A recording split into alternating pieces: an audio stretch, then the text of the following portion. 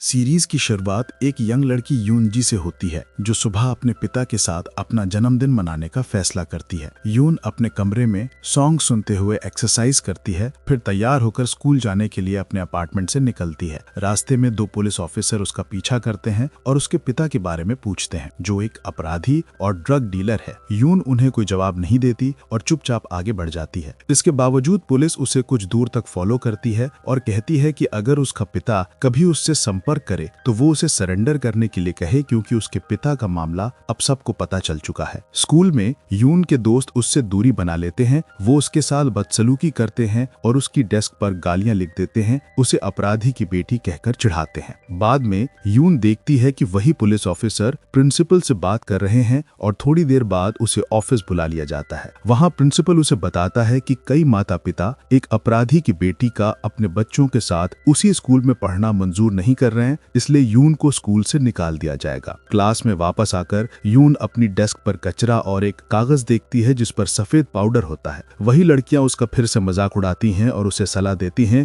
कि वो भी अपने पिता की तरह नशे का धंधा करे। गुस्से और दुख से भरकर यून उन पर हमला कर देती है और वहां लड़ाई हो जाती है। इसके बाद वो अपने एक टीचर को एक नाम का कार्ड देती है और गुस्से में स्कूल से बाहर निकल जाती है। घर के बाहर यून फिर से वही पुलिस की गाड़ी देखती है। गुस्से में वो गाड़ी पर हमला कर देती है, जिसके बाद पुलिस उसका पीछा करती है। उनसे बचने के लिए यून समुद्र तट पर भाग जाती है और किनारे बैठकर अपने पिता और उनके साथ बिताए पलों को याद करती है। उसे बचपन याद आता है जब उसके पिता ने उसे बहुत प्यार से पाला था। यून को यकीन नहीं होता कि उसका पिता एक अपराधी हो सकता है। वो अब भी अपने पिता का इंतजार कर रही होती है कि वो लौट आए और उसके साथ जन्मदिन मनाए। रात में जब यून घर लौटती है तो उसे फिर से पुलिस घर के बाहर इंतजार करती हुई मिलती है। उन्हें नजरअंदाज करके वो घर के अंदर चली जाती है। उधर उसका पिता यून डोंगहुन एक पब्लिक फोन से उसे कॉल करता है। पहले यून कॉल को अनदेखा करती है, लेकिन बाद में फोन उठा लेती है। डोंगहुन उससे पूछता है कि उसका दिन कैसा रहा और क्या उसने दोस्तों के साथ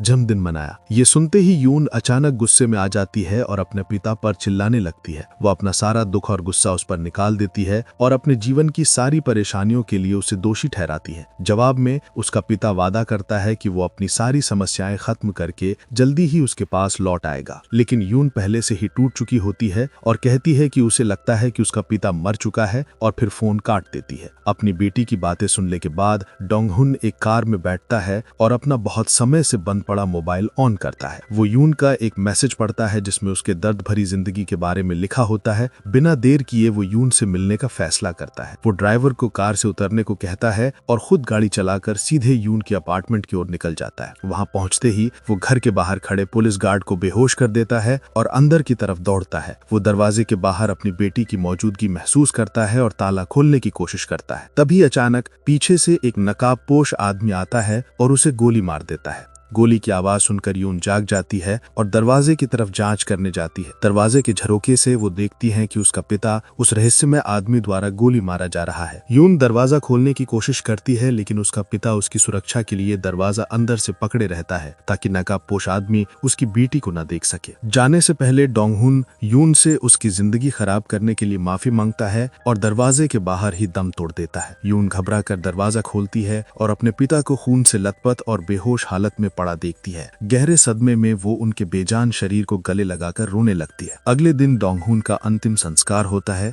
यून अपने पिता की तस्वीर के सामने बैठकर रोती हुई दिखाई देती है। उसी समय काले सूट पहने लोगों का एक समूह वहां पहुंचता है, जिनका नेतृत्व चॉय मुजिन नाम का आदमी कर रहा होता है। वे शहर के सबसे ताकतवर गैंगस्टर होते हैं। मुजिन, जो डोंगहुन का सबसे अच्छा दोस्त था, वो उसे आखिरी श्रद्धांजलि देने आया होता है। यून उससे अपने पिता की हत्या के बारे में पूछती है, लेकिन वो बस यही कहता है कि उसका पिता उसका सबसे भरोसेमंद दोस्त था। डोंग के अंतिम संस्कार से पहले यून उसे आखिरी बार देखती है और उनके साथ बिताए हुए अच्छे पलों को याद करती है। वो समझ नहीं पाती कि उसके पिता ने अचानक इतना खतरनाक रास्ता क्यों चुन लिया। अगले सीन में यून पुलिस स्टेशन जाती है ताकि अपने पिता की हत्या के केस की जानकारी ले सके। वहां उसे ये जानकर गहरा झटका लगता है कि गवाहों और सबूतों की कमी के कारण केस बंद कर दिया गया है। ये सुनकर यून इंस्पेक्टर पर गुस्सा करती है और सीसीटीवी से मिली हत्यारे की एक एक धुंधली तस्वीर दिखाती है, लेकिन पुलिस ऑफिसर उसकी बात सुनने के बजाय उसे डांटता है और उसके पिता को अपराधी बताकर दोष देता है जो पुलिस से भाग रहा था। उस रात यून मुजिन के ठिकाने पर जाती है। अंदर जाते ही वो लोगों को पैसे गिनते और नशे का सामान पैक करते देखती है। वो इन सब चीजों को नजरअंदाज करके सीधे मुजिन के ऑफिस में जाती है। वहां वो उसे वही धुंधली सीसीटीवी तस्वीर देती है और उसे अपने पिता के कातिल को ढूंढने के लिए कहती है। वो साफ तौर पर कहती है कि वो खुद अपने हाथों से उसके कातिल को मारकर बदला लेना चाहती है। जवाब में मुजिन खड़ा होता है और यून को एक चाकू देकर चुनौती देता है कि अगर उसमें हिम्मत है तो वो उसे ही मार के दिखाए। हालांकि यून उसे किसी भी तरह का नुकसान नहीं कर पाती है और उसे चाकू मारने से खुद को रोक लेती है। इस पर मुजिन गुस्से में आकर यून को जोर से थप्पड़ मारता है और उसे वहां से चले जाने को कहता है। आगे चलकर यून घर लौटती है। थोड़ी देर बाद उसे दरवाजे पर किसी के खटखटाने की आवाज सुनाई देती है। डर के मारे वो झरोखे से झांक कर देखती है और उसे वही इंसान दिखता है जिससे उसने अपने पिता की हत्या वाली रात देखा था। ये देखकर वो बहुत डर जाती है और कंबल के नीचे छिप जाती है। कुछ समय बाद जब वो व्यक्ति चला जाता है तब यून हिम्मत जुटाती है और अपने पिता के कातिल का पीछा करने निकल पड़ती है। वो हाथ में एक गोल्फ क्लब लेकर उस आदमी के पीछे दौड़ती है, लेकिन दुर्भाग्य से उसे पकड़ नहीं पाती। हार न मानते हुए यून आगे भी अपनी तलाश जारी रखती है। वो सीसीटीवी की तस्वीरों से पोस्टर बनाती है और उन्हें पूरे शहर में चिपका देती है। वो ये भी लिखती है कि जो भी इस तस्वीर में दिख रहे व्यक्ति की जानकारी देगा उसे 5 लाख वॉन का इनाम मिलेगा। अगले दिन संयोग से मुजिन उन पोस्टरों में से एक देख लेता है और कुछ करने का फैसला करता है। उसी दिन वो यून को लोकल बदमाशों से लूटे जाने से बचाता है और उसकी जान बचा लेता है। यून के इरादों और उसके पिता को लेकर अपने अपराध बोध से प्रभावित होकर मुजिन यून से बदला छोड़कर अपनी जिंदगी सही तरीके से जीने को कहता है, लेकिन यून मना कर देती है। वो ठान लेती है कि जब तक उसके पिता के कातिल को सजा नहीं मिलेगी वो पुलिस को केस बंद नहीं करने देगी। ये सुनकर मुजिन एक रास्ता बताता है कि अगर वो सच में बदला चाहती है तो उसे लड़ना और लोगों को मारना सीखना होगा। इसके बाद वो यून से अपना सामान पैक करने को कहता है और उसे समुद्र और बंदरगाह के पास एक जगह ले जाता है जहां उसका ग्रुप फाइटर्स को ट्रेनिंग देता है। मुजिन वहां मौजूद अपने आदमियों को यून को ट्रेनिंग देने का आदेश देता है। ये सब देखकर सभी हैरान हो जाते हैं क्योंकि ये पहली बार था जब किसी लड़की ने उनके साथ फाइटर बनने की इच्छा दिखाई थी। अगले दिन जैंग त्यो, जो मुजिन का राइट हैंड है, यून को संगठन में शामिल करने के फैसले का विरोध करता है, लेकिन मुजिन जोर देता है कि यून अपने पिता के बदले के लिए आई है, इसलिए उसे मौका मिलना चाहिए। इसके बाद यून को डू गोंग जे नाम के एक फाइटर के अंडर ट्रेनिंग ग्राउंड की सफाई और देखभाल करने का काम दिया जाता है। कुछ लोगों के बुरे बर्ताव के बावजूद यून हिम्मत नहीं हारती और हर रात अकेले ट्रेनिंग करती रहती है।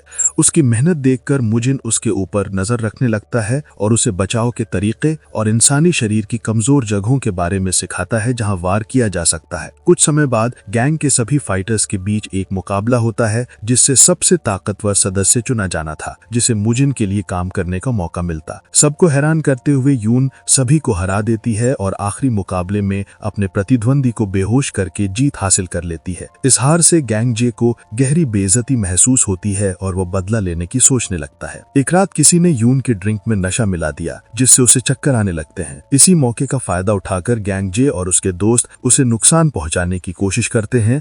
बेहोशी की हालत में भी यून खुद का बचाव करती है। शोर सुनकर त्याओ वहां पहुंचता है और गैंग जे की साजिश का भंडाफोड़ कर देता है। मुजिन को गैंग जे से बहुत निराशा होती है और सजा के तौर पर वो उसके चेहरे पर तलवार से वार कर देता है। अगले सीन में मुजिन यून को एक सराय में ले जाता है जो उसके पिता की पसंदीदा जगह थी। वो यून को एक नई पहचान देता है और उसका नाम हाइजिन रखता है। वो सबको ये भी बताता है कि यून को गैंगजे ने मार दिया है। इसके साथ ही वो यून को उसके पिता की लाश के पास मिली बंदूक भी सौंप देता है और ये राज खोलता है कि उसका पिता एक पुलिस अफसर था। ये सच्चाई जानने के बाद मुजिन हाइजिन को पुलिस अकादमी में भर्ती करवा देता है ताकि वो अपने पिता की हत्या के पीछे की सच्चाई पता लगा सके। समय के साथ हाइजिन खुद को कड़ी ट्रेनिंग में झोंक देती है और अलग अलग हथियार चलाने में माहिर बन जाती है। इसके बाद वो आधिकारिक तौर पर मुजिन के अपराधी संगठन में शामिल हो जाती है है और अपने सीने पर उनका टैटू बनवाती है। उसके लिए बेहद जरूरी होता है कि वो वफादार रहे और अपनी असली पहचान सबसे छुपा कर रखे। 3 साल बाद हायजिन आखिरकार पुलिस अकादमी में दाखिल होती है और पहले ही दिन क्राइम यूनिट की मेंबर बन जाती है। उसी दिन उसे एक लंबे समय से फरार हत्या के आरोपी को पकड़ने का काम सौंपा जाता है। वो अपनी दोस्त से बैकअप बुलाने को कहती है और खुद एक क्लब में घुसती है जहां बताया गया था कि वो आरोपी किसी और के साथ मिलकर नशे का धंधा कर रहा है। हायजिन हर कमरे की जांच करती है और एक ऐसे कमरे तक पहुंचती है जहां कई लोग नशे का सौदा कर रहे होते हैं। बिना देर किए वो उनका सामना करती है और वहां लड़ाई शुरू हो जाती है। तभी पुलिस भी वहां पहुंच जाती है और ही चिन सफलतापूर्वक आरोपी को हथकड़ी लगा देता है। इस बीच जॉन पिल डो, जो एक अंडरकवर नारकोटिक्स ऑफिसर है, हायजिन पर गुस्सा हो जाता है क्योंकि उसे लगता है कि उसने उसकी 6 महीने की योजना खराब कर दी है। वे दोनों आरोपी को लेकर आपस में भिड़ जाते हैं।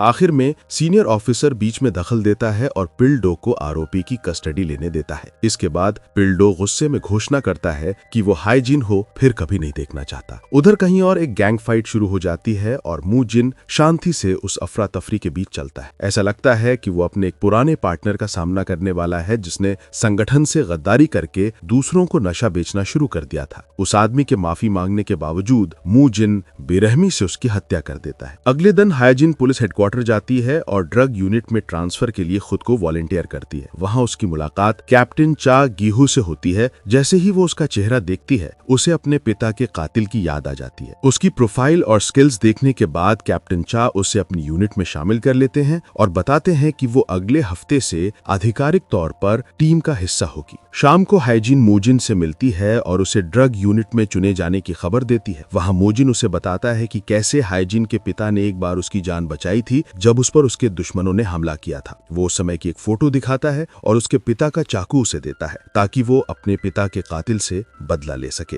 इसी दौरान पुलिस स्टेशन में चांग हो नाम के एक आदमी से पूछताछ हो रही होती है। वो अपने साथियों और बॉस के बारे में कुछ बताने के बजाय मैंगो नाम के एक व्यक्ति के बारे में जानकारी देता है जिसने कैंडी के रूप में एक नया नशा बनाया है। इसके बाद जब पिल्डो अपने ऑफिस लौटता है तो उसकी मुलाकात हायजिन से होती है। वो उसे बताती है कि उसका ड्रग यूनिट में चयन हो गया है। पिल्डो कैप्टन चा से विरोध करता है कि उसे अपनी टीम में किसी महिला को नहीं चाहिए। कैप्टन चा उसे समझाते हैं कि शायद हायजिन 1 महीने से ज्यादा टिकेगी भी नहीं। मजबूरी में पिल्डो ड्रग यूनिट में हायजिन की मौजूदगी स्वीकार कर लेता है। अगले सीन में दिखाया जाता है कि जू अभी भी हायजिन की वफादारी पर शक करता है, लेकिन मू जिन हायजिन पर भरोसा करता है और उसे अपने संगठन के लिए एक कीमती इंसान मानता है। इसके बाद पिल्डो और उसकी टीम मैंगो नाम के नशा तस्कर की तलाश शुरू करते हैं। हैरानी की बात यह होती है कि पिल्डो हायजिन को ये मिशन अकेले करने के लिए कहता है। बिना कोई आपत्ति किए हायजिन संदिग्ध जगह में अकेले घुसती है और तुरंत कुछ लोग उस पर हमला कर देते हैं। बाद में पता चलता है कि पिल्डो ने जानबूझकर उसे चारे की तरह इस्तेमाल किया था ताकि वो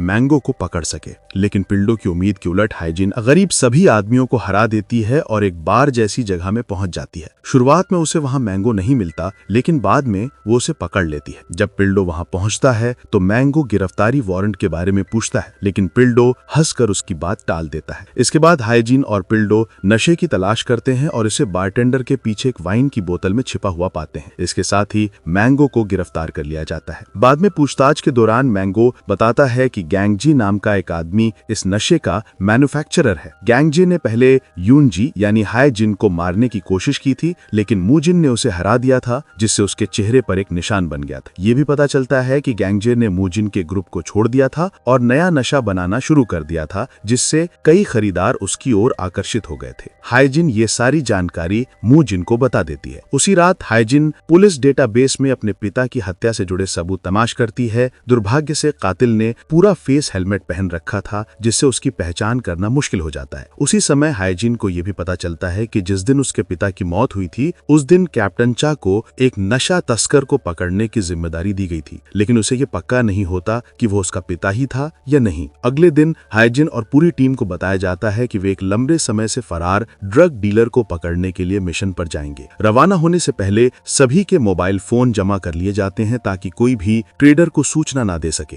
किसी बीच हाइजिन को ये जानकर झटका लगता है कि उनका टारगेट कोई और नहीं बल्कि चोए मू जिन है, जो दक्षिण कोरिया का एक बड़ा ड्रग डीलर है। ये सुनकर हाइजिन घबरा जाती है और उसे समझ नहीं आता कि अब वो क्या करे। इसके बाद सभी लोग एक जहाज से मू जिन की गुप्त लैब की तरफ जाते हैं, जहां पुलिस उसके भागने से रोकने के लिए पूरी तैयारी के साथ ऑपरेशन शुरू करती है। जब सब कुछ तैयार हो जाता है तो ऑपरेशन शुरू किया जाता है। हाइजिन मू जिन को उसकी गिरफ्तारी के बारे में चेतावनी देना चाहती है, लेकिन पिल्डो उस पर कड़ी नजर रखता है, जिससे वो कुछ भी नहीं कर पाती। तभी अचानक कोई गोली चला देता है, जिससे मिशन में अफरा तफरी मच जाती है और उसी का फायदा उठाकर मू जिन वहां से भाग निकलता है। इस अफरा तफरी में हाइजिन को एक बंदूक मिलती है, जिसे वो अपने पिता के कातिल की समझती है। वो ये बंदूक कैप्टन चा को दिखाकर उसकी प्रतिक्रिया देखना चाहती है। वहीं दूसरी तरफ मू जिन अपने हेडक्वार्टर पहुंचता है और हाइजिन पर बहुत गुस्सा होता है, क्योंकि उसने उसे मिशन की जानकारी नहीं दी थी। कुछ समय बाद हाइजिन उसे एक गुप्त नंबर से बार बार फोन करने की कोशिश करती है, लेकिन वो उसके फोन नहीं उठाता। पुलिस स्टेशन में जहाज से पकड़े गए लोगों से पूछताछ चलती है, लेकिन कोई भी कुछ नहीं बताना चाहता,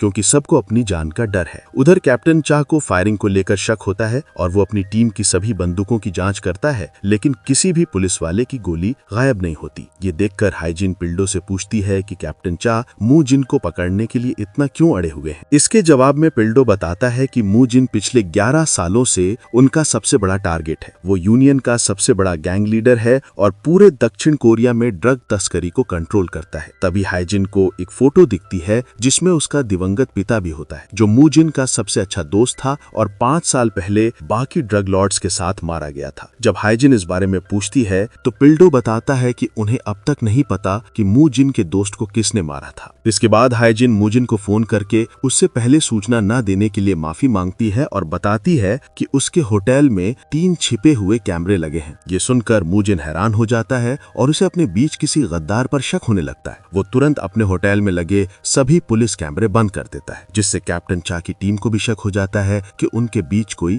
गद्दार है। दूसरी ओर शराब के नशे और जोश से भरा गैंग जे उस मिशन की तैयारी करता है, जिसकी योजना वो पिछले 5 सालों से कर रहा था। वो अपने लोगों के साथ मिलकर मू जिन के फाइट क्लब पर हमला करता है और ताइव्यू को पकड़ लेता है, लेकिन उसे मारता नहीं है। सौभाग्य से कैप्टन चा की टीम को इस हंगामे की सूचना मिल जाती है और वे वहां पहुंच जाते हैं। वे ताइव्यू को बचा लेते हैं, जो बुरी तरह घायल होता है और कुछ भी बोलने से इनकार कर देता है। वहीं दूसरी ओर मू जिन अपने ट्रेनिंग एरिया पर हुए हमले से बहुत गुस्से में है। उसकी सेक्रेटरी कांग उसे सावधान रहने को कहती है, क्योंकि वो जगह कानूनी तौर पर उसके नाम पर नहीं है। पुलिस हमलावरों की तलाश करती है और एक नई तरह के नशे की दवा का सबूत भी मिल जाता है, लेकिन उन्हें कोई गवाह नहीं मिल पाता। इसी दौरान पिल्डो हाइजिन को भरोसा दिलाता है कि उसे डरने की जरूरत नहीं है और वो हर हाल में उसकी रक्षा करेगा। उसे ये नहीं पता होता कि हाइजिन पहले उसी फाइट क्लब में प्रैक्टिस किया करती थी। अगले दिन हाइजिन हेलमेट पहनकर मू जिन के आदमी के अंतिम संस्कार में जाती है, ताकि कोई उसे पहचान न सके।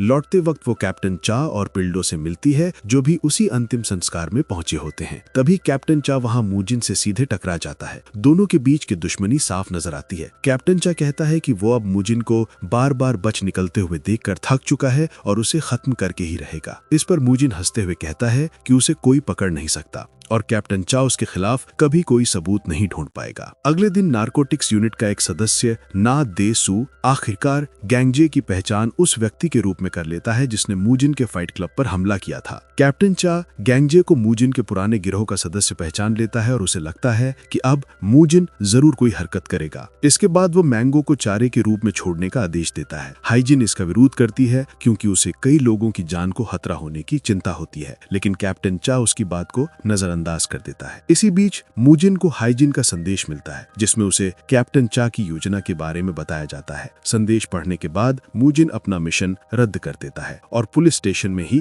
रुकने का फैसला करता है। कैप्टन चा और उसकी टीम मू जिन की तरफ से कोई प्रतिक्रिया न मिलने पर हैरान हो जाते हैं। कैप्टन चा हंसता है और पूरी तरह आश्वस्त होता है कि मू जिन जरूर फेल होगा, क्योंकि उसके संगठन में ही एक गद्दार मौजूद है। उसी समय मू जिन को हाइजिन का एक और संदेश मिलता है, जिसमें बताया जाता है कि एक गद्दार थोड़ी थोड़ी देर में कैप्टन चा से एक अलग जगह पर मिलने वाला है। उसी दौरान तायू को अपनी कार में एक चिट्ठी और एक नई तरह की ड्रग मिलती है जिसमें लिखा होता है कि कोई उसे गैंगजे की लोकेशन बताने के लिए मिलने बुला रहा है। बिना किसी हिचकिचाहट के तायू इस मीटिंग में जाने का फैसला करता है। इधर हाइजिन पूरा चेहरा ढकने वाला हेलमेट पहनकर कैप्टन चा पर नजर रखती है ताकि मूजिन की टीम में मौजूद गद्दार के बारे में जानकारी इकट्ठा कर सके। अचानक उसकी मुलाकात पिल्डो से होती है जो उस पर हमला कर देता है और ये खुलासा होता है कि ये सब कैप्टन चा और पिल्डो का बिछाया हुआ जाल था। किसी तरह हाइजिन वहां से बच निकलती है और अपने अपार्टमेंट पहुंच जाती है। यहाँ ये बात सामने आती है कि कैप्टन चा ने अपनी टीम के गद्दार को बेनकाब करने के लिए तायू को चारे के रूप में इस्तेमाल करने की योजना बनाई थी। दर्द में हाइजिन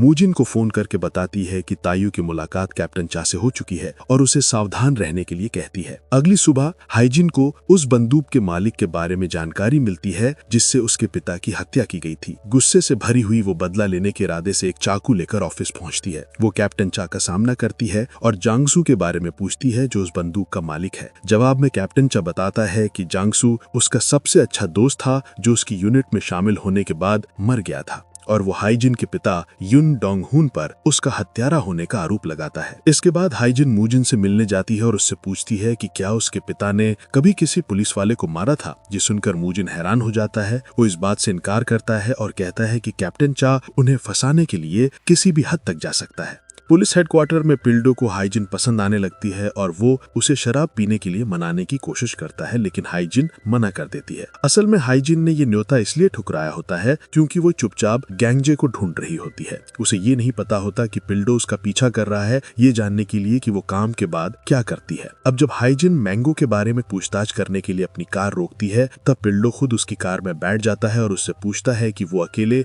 मैंगो पर नजर क्यों रख रही है। उसे शक होता है कि उसके इरादे कुछ और हैं। इसके जवाब में हाइजिन बताती है कि उसे सबूतों के बावजूद मैंगो को छोड़े जाने से बहुत गुस्सा आया था और अब वो सच्चाई जानना चाहती है। उसी वक्त दोनों देखते हैं कि मैंगो अपनी कार में कहीं जा रहा है। वे दोनों उसका पीछा करते हुए एक पुराने और छोड़े हुए फैक्ट्री तक पहुंच जाते हैं।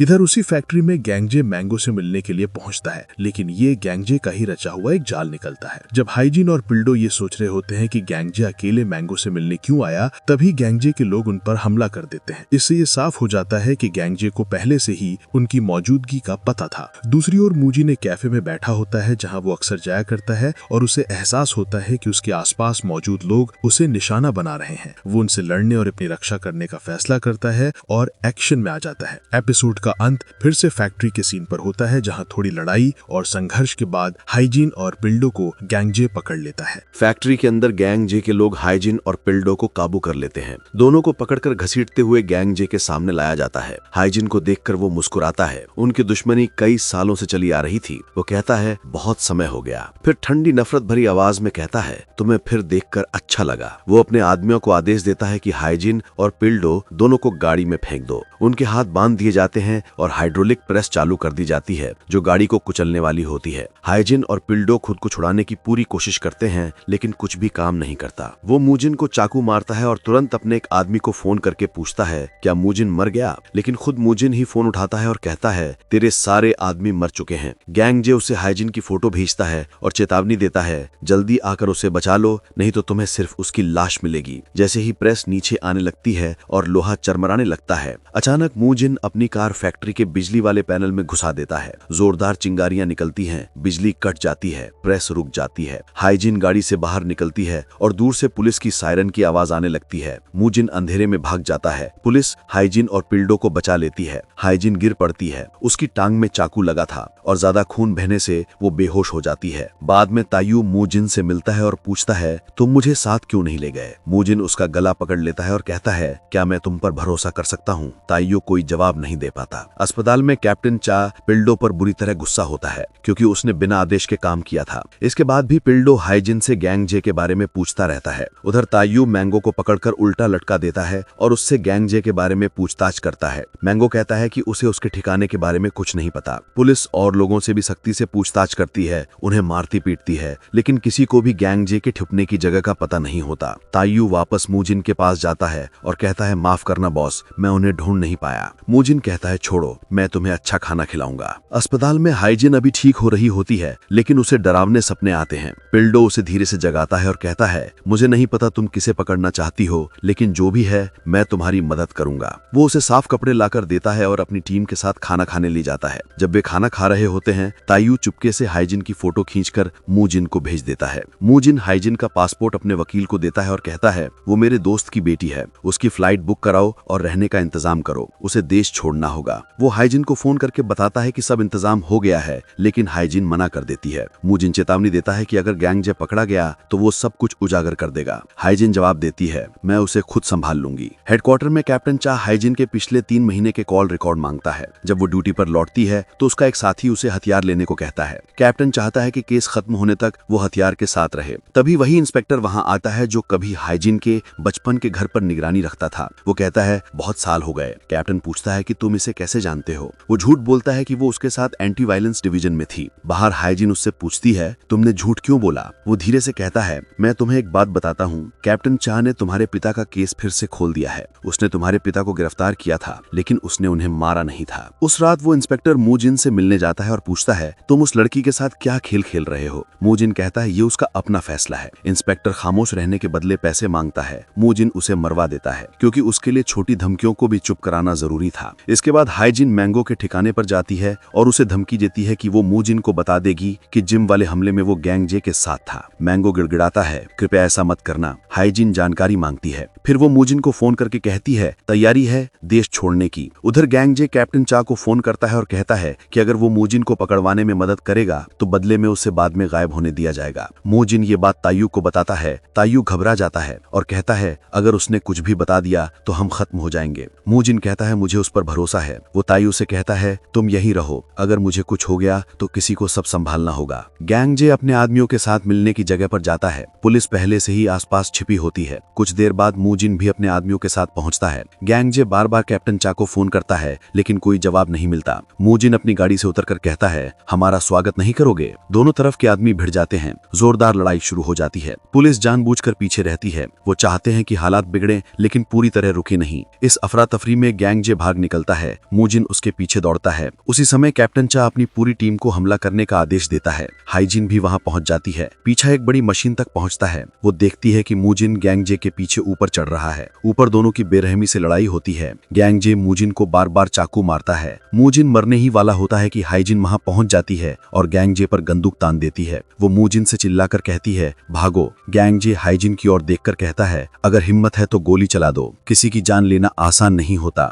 मूजिन वहां से बचकर कार में भाग जाता है। कैप्टन चा बेबस होकर उसे जाते हुए देखता रहता है। गैंगजे हाथ उठाकर चिल्लाता है मैं सरेंडर करता हूँ, मैं सब सच बता दूंगा। पीछे खड़ा एक पुलिस वाला हाइजिन को रोकने की कोशिश करता है और चिल्लाता है गोली मत चलाओ, लेकिन हाइजिन गोली चला देती है। पुलिस वाला आगे बढ़कर उसका हथियार छीन लेता है। उधर तायू मूजिन को सुरंग से बाहर निकालता है, उसे नया फोन देता है और कहता है अपना ख्याल रखना, फिर अंधेरे में गायब हो जाता है। हाइजिन कांप रही होती है। उसे एहसास होता है कि उसने पहली बार किसी की जान ली है। पिल्डो भी बहुत परेशान होता है। उसे नहीं पता कि अब उसके लिए क्या अंजाम होने वाला है। मूजिन एक मंदिर पहुंचकर गिर पड़ता है। वहां के साधु उसके घावों का इलाज करते हैं। हाइजिन की चिंता में पिल्डो उसके घर जाता है। हाइजिन धीरे से कहती है चिंता मत करो, अब मैं ठीक हूँ। पिल्डो पूछता है क्या तुमने गैंगजे को मार दिया। वो फुसफुसाकर कहती है उसने मुझे नशा देने और नुकसान पहुंचाने की कोशिश की थी। बोलते बोलते वो सो जाती है। पिल्डो चुपचाप वहां से चला जाता है। मूजिन होश में आता है। साधु उससे कहता है मुझे उम्मीद नहीं थी कि तुम्हें दोबारा देखूंगा, अब आराम करो। कैप्टन चा हर अस्पताल में तलाशी का आदेश देता है।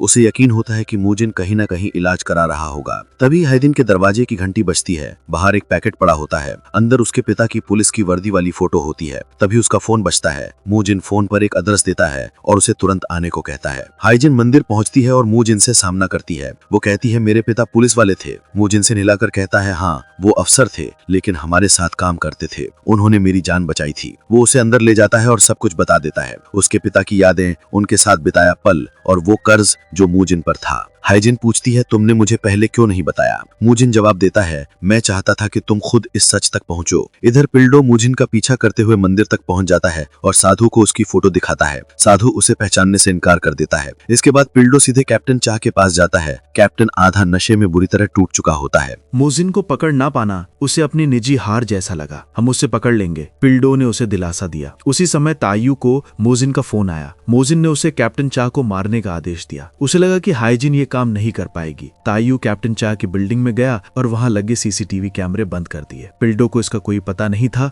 वो नशे में धुत कैप्टन को ऊपर कमरे तक छोड़कर आया और बोला कि वो रात भर उसके साथ रह सकता है। नहीं, चा ने कहा, घर जाओ, मैं ठीक हूँ। पिल्डो चला गया। कुछ ही देर बाद हाइजिन उस बिल्डिंग में पहुंची और जल्दी से अंदर घुसी, लेकिन कैप्टन तक पहुंचने से पहले ही तायू ने उसे कई बार चाकू मारा और भाग गया। हाइजिन ने दरवाजे के हैंडल पर खून देखा और सावधानी से अंदर गई। दर्द और घबराहट में कैप्टन चा ने उस पर गोली चला दी। गोली उसके हाथ को छूकर निकल गई। पिल्डो ने गोली की आवाज सुनी और वहीं रुक गया। हाइजिन कैप्टन चा को मारने नहीं आई थी, वो सच्चाई जानना चाहती थी। उसने पूछा, मेरे पिता की असली मौत कैसे हुई थी? चा को सच्चाई समझ में आ गई। उसने कहा, तुम उस पुलिस वाले की बेटी हो। तुम्हारे पिता मोजिन के गिरोह में नहीं थे, वो एक सच्चे अफसर थे। तुम मोजिन के लिए काम क्यों कर रही हो? वो बहुत खतरनाक है। तभी पुलिस पहुंची। कैप्टन चा ने हाइजिन को एक बैग दिया और कहा, भाग जाओ। हाइजिन खिड़की से कूदकर भाग निकली। अपनी कार में बैठकर उसने बैग खोला। उसके अंदर मोजिन के खिलाफ सबूतों का एक पूरा सेट था। एक चीज सबसे अलग थी, वही लाइटर जो मोजिन हमेशा अपने पास रखता था। उसमें एक छुपा हुआ ट्रैकर लगा था। ये हाइजिन के पिता ने उसे दिया था।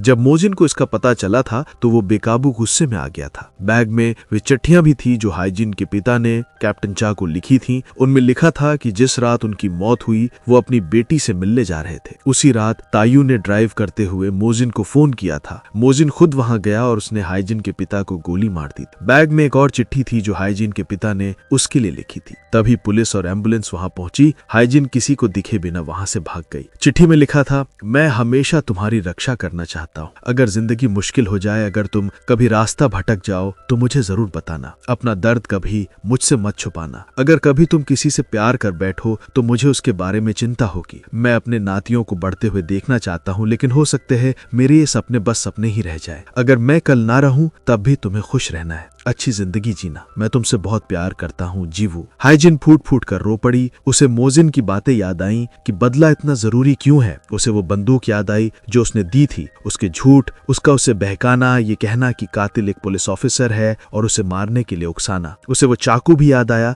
जो उसने दिया था और उससे अपने पिता का बदला लेने को कहा था। ये समझकर कि मोजिन ने कितनी बार उसका इस्तेमाल किया, हाइजिन कार से बाहर निकली और धोखे से टूट कर रो पड़ी। हाइजिन अपने चेहरे के कट को मेकअप से छुपाकर अस्पताल गई। उसने पिल्डो से कैप्टन चा की हालत पूछी। पिल्डो बोला, कल रात वो बहुत परेशान थे। मैं उन्हें घर छोड़कर आया था, लेकिन बाद में किसी ने उन पर हमला कर दिया। मुझे लगता है ये मोजिन की साजिश थी। तभी डॉक्टर आया और बोला, ऑपरेशन सफल रहा, कैप्टन बच गए हैं। तायू ने मोजिन को फोन करके बताया कि कैप्टन चा अभी जिंदा है। मोजिन समझ गया कि अगर कैप्टन ठीक हो गया तो सब कुछ उजागर हो सकता है। अगली सुबह मोजिन को जीवू का फोन आया। उसने चेतावनी दी, पुलिस तुम्हें ढूंढ रही है, बाहर जाना सुरक्षित नहीं है। लेकिन मोजिन ने उसकी बात नहीं मानी और निकलने की तैयारी करने लगा। जैसे ही हाइजिन अपने घर से बाहर निकली, 3 लोगों ने उस पर हमला कर दिया। उसे घसीटकर बाथरूम में ले गए और उसे मारने की कोशिश की, लेकिन हाइजिन ने डटकर मुकाबला किया और तीनों को मार डाला। तभी तायू सामने आया और बोला, गद्दार की बेटी होकर तुम हमारे पास आई और चिल्लाने लगी कि हमने तुम्हारे पिता को मारा। हाइजिन ने उसे घूरते हुए कहा, मेरे पिता को तुमने मारा। तायू बोला, मोजिन गद्दारों को अपने हाथों से मारता है, वो उनकी आखिरी सांस तक सुनता है। हाइजिन और तायू के बीच तेज और बेरहम लड़ाई होती है। दोनों बराबरी के योद्धा होते हैं। आखिरकार हाइजिन तायू को मार देती है। मरते वक्त तायू फुसफुसाता है, अब तुम भी मोजिन की तरह एक राक्षस बन गई हो। थाने में एक ऑफिसर मोजिन की लोकेशन की सूचना देता है, लेकिन उससे पहले ही मोजिन खुद थाने में आकर आत्मसमर्पण कर देता है। पिल्डो तुरंत हाइजिन को थाने बुलाता है। पिल्डो मोजिन से सीधे पूछता है, क्या तुमने यह हत्याएं की हैं? मोजिन शांत स्वर में कहता है, इस दुनिया में 2 तरह के लोग होते हैं, मारने वाले और मरने वाले। या तो मारो या खुद मरो। पिल्डो कहता है, तुम खुद को मारने वाला समझते हो, तुम गलत हो। मोजिन मुस्कुराता है। तो अब तुम मुझे सही और गलत सिखाओगे? थोड़ी देर बाद मोजिन का वकील आ जाता है। उसके पीछे पीछे हाइजीन भी कमरे में आती है। वो मोजिन के पास जाती और पूछती है, तुमने सरेंडर क्यों किया? मोजिन जवाब देता है, मैं अपनी बेगुनाही साबित करना चाहता हूँ। हाइजीन कहती है, तुमने जैंगजे को नहीं मारा, तुमने कैप्टन चा को भी नहीं मारा। मैंने खुद जैंगजे को अपने ही आदमी को चाकू मारते देखा था। हमारे पास वो चाकू भी है जिस पर तुम्हारे फिंगरप्रिंट्स हैं। तुम्हारा खेल खत्म हो गया है। ये कहकर वो कमरे से चली जाती है।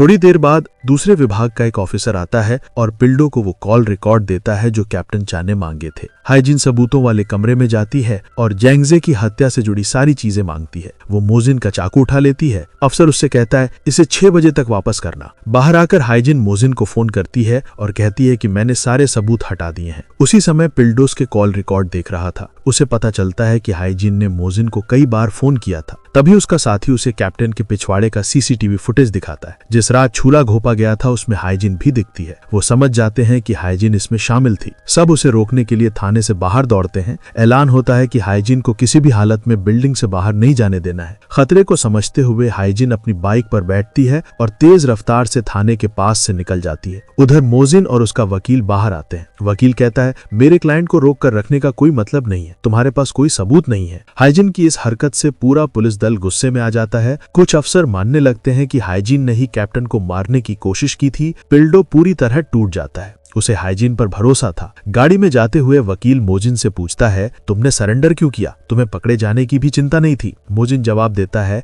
मैं हाइजीन को परखना चाहता था। मैं उसे सीधे मार नहीं सकता था। वकील कहता है, वो सब कुछ दांव पर लगाने से भी नहीं डरती थी। फिर वो तुम्हारे प्रति वफादार क्यों रहती? मोजिन मुस्कुरा कर कहता है, क्योंकि मैं मोजिन हूँ। लोगों को अपने वश में करना ही मेरा काम है। रास्ते में हाइजीन अपनी बाइक रोकती है और मोजिन का फिंगरप्रिंट वाला चाकू समुद्र में फेंक देती है। उधर मोजिन को तायू की मौत की खबर मिलती है और वो जिम जाकर उसकी लाश देखता है। उसे उसी चाकू से मारा गया था जो कभी मोजिन ने हाइजीन को दिया था। तब मोजिन को सच्चाई समझ में आ जाती है। वो उसे थाने में नहीं मार सकी थी, इसीलिए उसने तायू को मार दिया। उसके पीछे खड़ा एक आदमी कहता है, चलो उसे पकड़ते हैं। मोजिन कहता है, रुको, वो खुद मेरे पास आएगी। मैं ही उसका मकसद हूँ। मोजिन घर लौटता है और उस घर की फोटो जला देता है जिसे वो कभी हाइजीन को देना चाहता था। उधर पिल्डो कैप्टन चा के घर की जांच कर रहा होता है कि उसका साथी उसे फोन करता है। वो बताता है कि हाइजीन का नाम सिस्टम में है ही नहीं। मोजिन ने उसकी पहचान सुरक्षित रखी थी। दोनों हाइजीन के घर जाते हैं। उसका घर पूरी तरह तबाह हो चुका होता है। ऊपर से नीचे तक पूरी तरह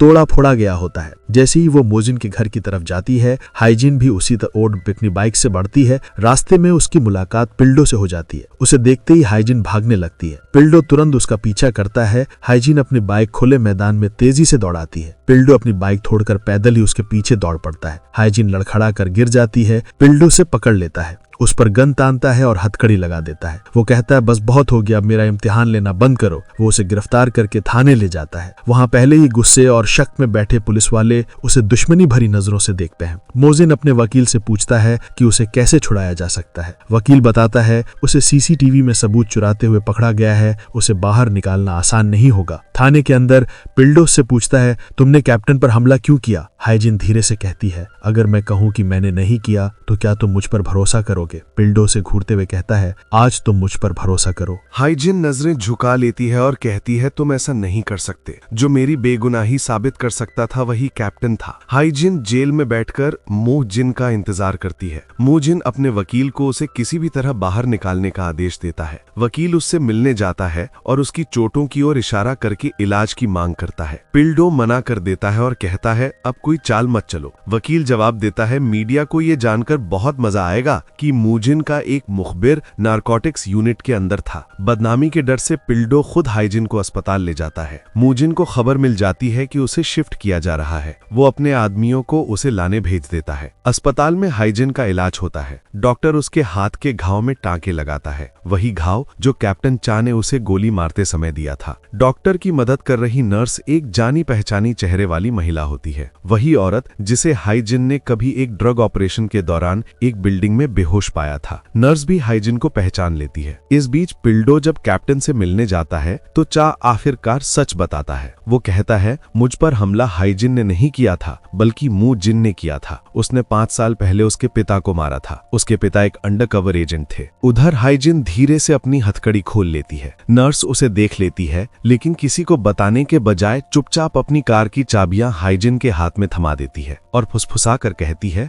दूसरे दरवाजे से निकल जाओ। हाइजिन भागने की कोशिश करती है लेकिन तभी कुछ पुलिस वाले अंदर आ जाते हैं। लड़ाई हो जाती है। हाइजिन सबको बेहोश कर देती है और वहां से भाग निकलती है। डॉक्टर की यूनिफॉर्म पहनकर वो पार्किंग तक पहुंचती है। पिंडो और कुछ पुलिस वाले भी वहां आ जाते हैं लेकिन इससे पहले कि वे उसे रोक पाएं, मू जिन के गुंडे उसे पकड़ने पहुंच जाते हैं। हाइजिन और पिल्डो उनसे लड़ते हैं, एक गाड़ी चुराते हैं और तेजी से भाग जाते हैं। गुंडे उनका पीछा करते हैं लेकिन आखिरकार हाइजिन और पिल्डो उनसे बच निकलते हैं। वे मू जिन को फोन करके बताते हैं कि वे जिंदा हैं। रात हो जाती है। पिल्डो समंदर के पास एक घर के पास गाड़ी रोकता है। वो हाइजिन की हथकड़ी खोलता है और उसे अंदर ले जाता है। ये उसके दोस्त की निजी जगह होती है। हाइजिन का हाथ अब भी खून से भरा होता है। पिल्डो उसका हाथ सावधानी से पट्टी से बांधता है। वो कहता है, तुम्हें अकेले लड़ने की जरूरत नहीं है, मैं हमेशा तुम्हारे साथ रहूंगा। दोनों के बीच भावनाएं और गहरी हो जाती हैं। वे एक दूसरे के साथ सुकून महसूस करते हैं। इधर मू जिन अपने घर में अकेला बैठा कड़वे स्वर में बड़बड़ाता है, मैंने कभी किसी के साथ धोखा नहीं किया, फिर हर कोई मुझे ही क्यों धोखा देता है। उसका वकील घबराया हुआ वहां पहुंचता है और कहता है, कैप्टन होश में आ गया है, वो वारंट लेकर आ रहा है, आपको भागना होगा। मू जिन अपनी बंदूक उठाता है और कहता है, जिस दिन मैंने उसे उस सड़क पर बचाया था उसी दिन से उसकी जिंदगी मेरी हो गई थी। अब या तो मैं मरूंगा या वो। डर के मारे वकील वहां से भाग जाता है। अगली सुबह हाइजिन और पिल्डो थाने की तरफ जा रहे होते हैं। रास्ते में पिल्डो मुस्कुराकर कहता है, इस केस के बाद तुम हर जगह मशहूर हो जाओगी। हाइजिन धीरे से कहती है,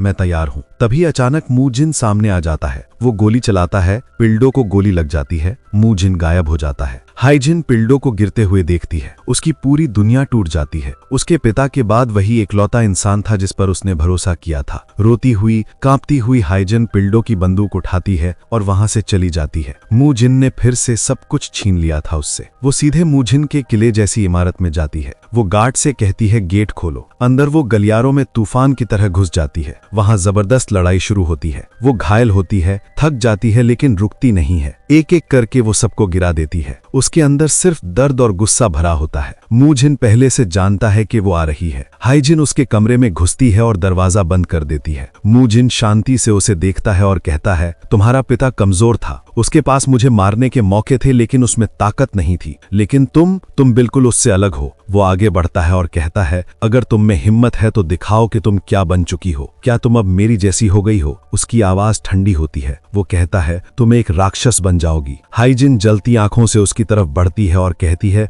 मैं पहले ही बन चुकी हूँ। ये कहते ही वो उस पर झपट पड़ती है। फाइट तुरंत भड़क उठती है। दो ऐसे लोग जिन्होंने एक दूसरे की जिंदगी अंधेरे से भर दी थी, अब एक दूसरे को नंगे हाथों से खत्म करने पर तुले होते हैं। उनके चाकू बार बार टकराते हैं। मू जिन वार करता है, हाइजिन पलटवार करती है। दोनों घायल होते हैं लेकिन कोई भी हार मानने को तैयार नहीं। अचानक मू जिन फर्श से उसकी बंदूक उठा लेता है और ट्रिगर दबाता है, बट बंदूक खाली होती है। बिना एक पल गंवाए हाइजिन आगे बढ़ती है और अपना चाकू उसके सीने में गहराई तक घूंप देती है। मू जिन हाफता हुआ पीछे हटता है। हाइजिन चाकू घुमा देती है और उसका अंत कर देती है। वो आदमी जिसने उसकी जिंदगी अपने काबू में रखा, जिसने उसके पिता को मारा, जिसने उसे एक हथियार बना दिया, वो उसके पैरों के पास गिर जाता है। हाइजिन उसके ऊपर खड़ी रहती है, कांपती हुई, खून से लथपथ, लेकिन टूटी हुई नहीं थी। उसने अकेले ही उसका पूरा साम्राज्य खत्म कर दिया था। फिर वो मुड़ती है और खामोशी से उस इमारत से बाहर चली जाती है। हाइजिन ने पूरी जिंदगी सिर्फ दर्द झेला था। उसे उसके पिता की छवि की वजह से समाज ने अलग कर दिया था। फिर उसने अपने पिता को खो दिया। ट्रेनिंग के सालों में उसने बेहिसाब तकलीफें झेली। उसने ऐसे संसार में जीना सीखा जहां उसके पास कोई नहीं था। आखिरकार उसे किसी से प्यार हुआ, पिल्डो से, लेकिन वो भी उससे छिन गया। धीरे धीरे उसकी इंसानियत का हर टुकड़ा छीन लिया गया। आखिर में हाइजिन सिर्फ लड़ नहीं रही थी, वो उस दुनिया में जिंदा रहने की कोशिश कर रही थी